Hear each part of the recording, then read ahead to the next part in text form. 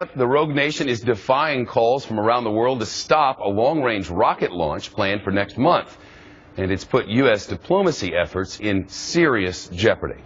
Today, North Korean officials maintained this launch of a satellite is for peaceful purposes, despite growing suspicion around the world that it's just a cover for a test of a nuclear weapon delivery system.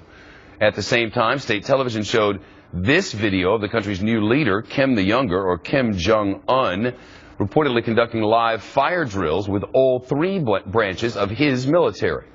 The video is likely to boost his credentials amid questions over whether Kim the Younger would be as tough a leader as his father, Kim Jong-il. And today, the United Nations nuclear watchdog reports it's received an invitation from North Korea to come visit.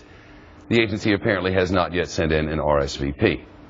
Joining us now is Philip Yun. He's a former senior advisor for North Korean policy under the Clinton administration and is now the executive director and chief operating officer of the non-governmental organization, the Plowshares Fund. He's been to North Korea 4 times now and met with Kim Jong-il. Sir, it's nice to see you. What do you make of these developments? Well, I think it's very serious. I think there's no doubt that the North Koreans are determined to launch the satellite. This is a problem. It's a problem because of process. One is we just don't know what these negotiations are going to, what's going to happen with the negotiations. Were the North Koreans being disingenuous or too cute by half from the very beginning? Or more ominously, is there a disconnect between what the leadership was saying and communicating to its particular negotiating team? We're just not sure. There's a substantive problem as well, which is the fact that this missile launch, this satellite launch goes off. They're going to be able to have improvements in their missile system. They're going to learn about it.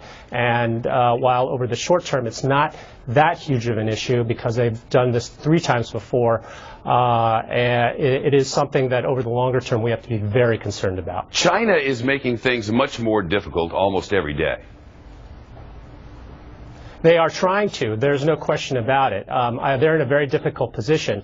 Trying to be a part of the leaders of the international community, they don't want to be seen as condoning this. But their essential policy to this point has been, in effect, shielding North Korea.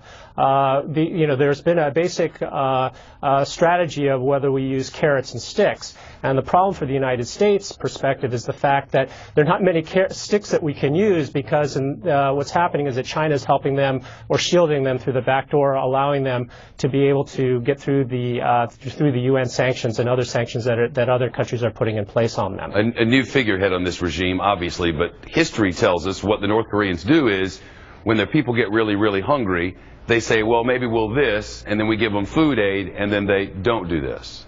It's not new. Well, right. This is very much more the same in many respects.